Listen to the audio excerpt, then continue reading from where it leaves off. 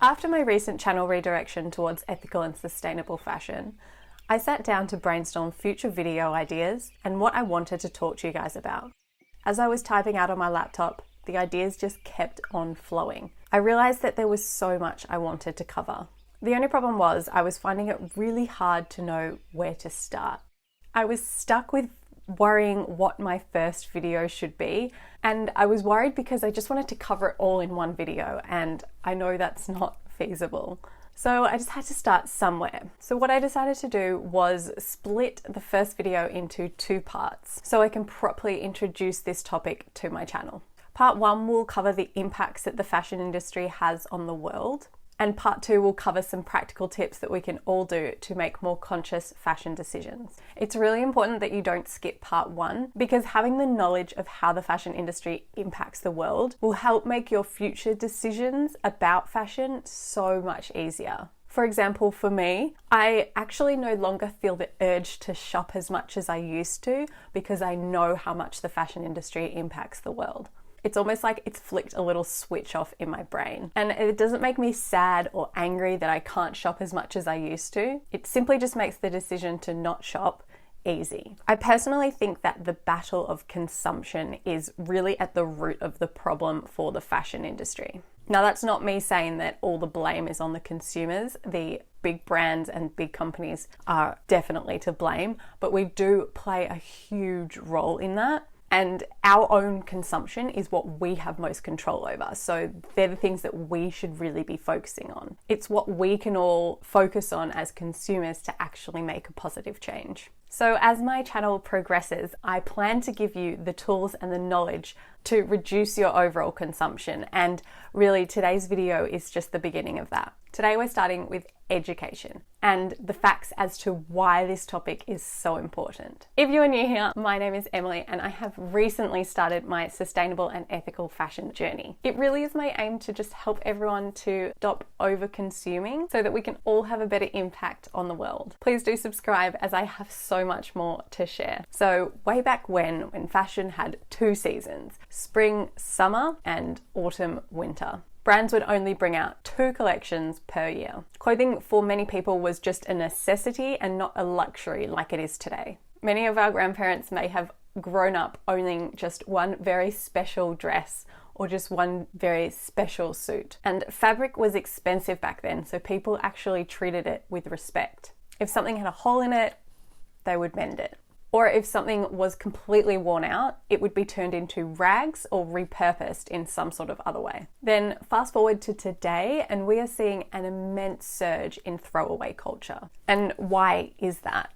Why do we so easily throw away tons and tons of clothing? One of the many reasons behind that is because fabric is now so cheap to make and to buy. So why would we spend time mending something that only cost us $10 when we could just discard it and replace it again with something new that hardly costs anything? This newer, cheaply made clothing also doesn't last as long as it used to, which is another reason we are throwing away so many things. And another reason why throwaway culture has increased so much is because of the new nature of trends and the fast fashion business model. Remember how I said earlier that brands used to only have 2 seasons? Well, since the introduction of fast fashion brands, we are now seeing many of these brands bringing out collections fortnightly or sometimes even weekly. What this teaches us as consumers is that something that may be hot and trendy this week is not next week. Next week, there are newer items that are hotter and trendier. And all of a sudden, our items from last week aren't so great anymore. And because we paid hardly anything for these items, we can so easily justify throwing them away or donating them to our local charity shops. Now, donating to charity shops is the perfect segue into the environmental impacts of the fashion industry. You might be thinking, what is wrong with donating my old clothes to charity shops? I am selflessly giving away my unwanted clothing for people who are in need. And while that is a good thought, it's just sadly not the case anymore. And personally, I actually only learned about this recently, but there are just not enough people in need for the amount of unwanted clothing and textiles that we have. Charity shops in Australia have often reported that the donated textiles they're receiving are actually costing them more money than making them money. I know in the past I have used charity shops as dumping grounds to get rid of my unwanted old clothing because I honestly thought I was doing a good thing. Sadly, like I just said, it is not the case anymore. Charities are now overwhelmed with the sheer volume of textiles and unwanted clothing. And that is partly because of fast fashion, but partly also because of the increase in overall consumption. Much of the clothing that is donated to these charities is also such poor quality clothing that sometimes it's not even in a good condition to be resold. In Australia, it is estimated that around 25% of what is donated to charities actually ends up in landfill. And these charities have to pay to sort and dispose of the materials themselves. To put things into perspective, according to the ABC's War on Waste documentary, Australia gets rid of over 6,000 kilograms of unwanted textiles and clothing, wait for it, every 10 minutes. Also, it is estimated that around the world that around 1/3 of the clothing that is actually made by brands never gets sold. And where does that go? It goes to the landfill. So much of the clothing that ends up in landfill is actually made of synthetic fibers. One that you might be familiar with is polyester. And polyester is essentially a type of plastic. Polyester is made from a carbon-intensive, non-renewable resource. This quite literally means that polyester is made using a resource from the world that will eventually run out and will not be replenished for maybe thousands or millions of years. And that natural resource is oil.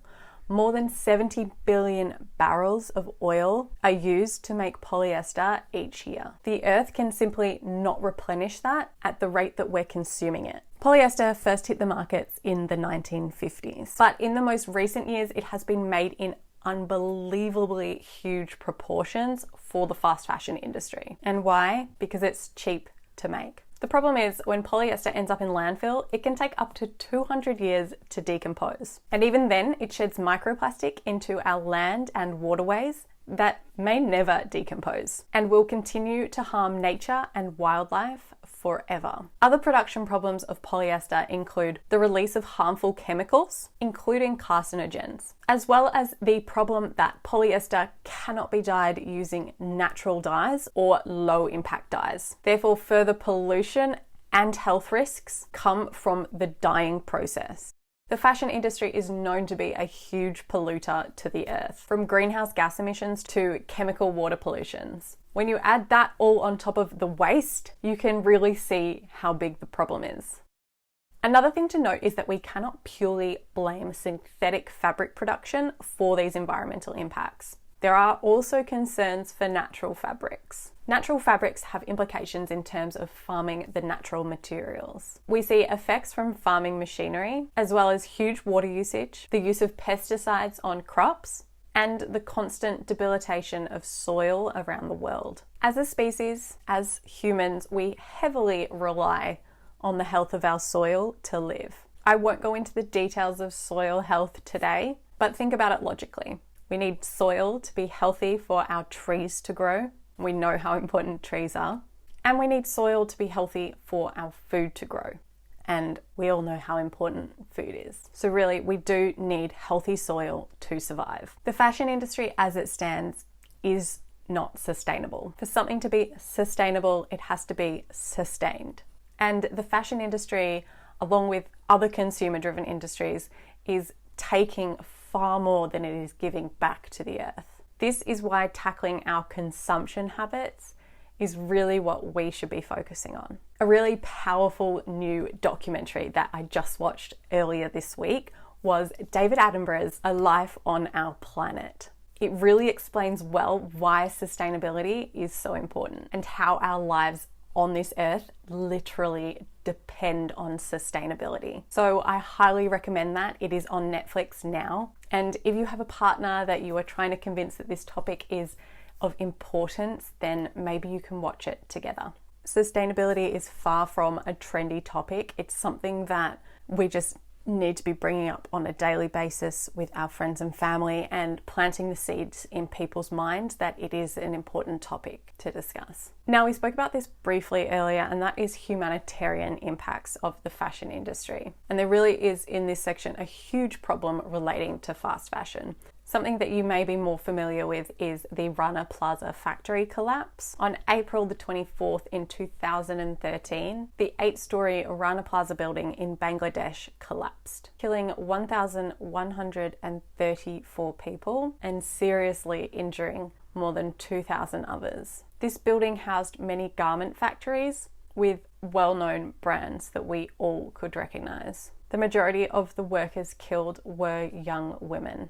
It took over 3 weeks to rescue all of the trapped people under the rubble, some women having no choice but to cut off their own limbs with hacksaws to free themselves.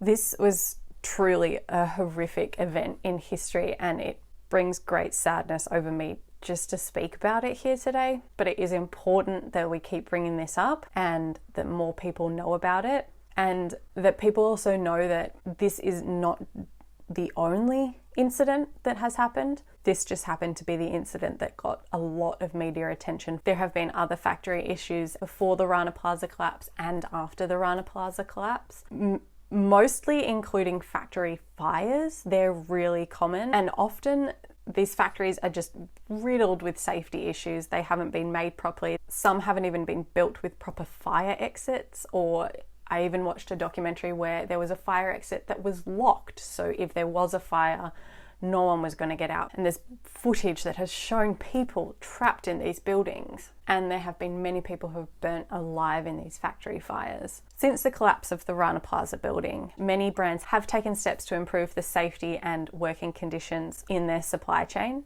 However, reports have shown that there is still significant problems and still significant moral issues at bay. Wages in these factories remain incredibly low and still do not meet the minimum wage. Child labour is also common.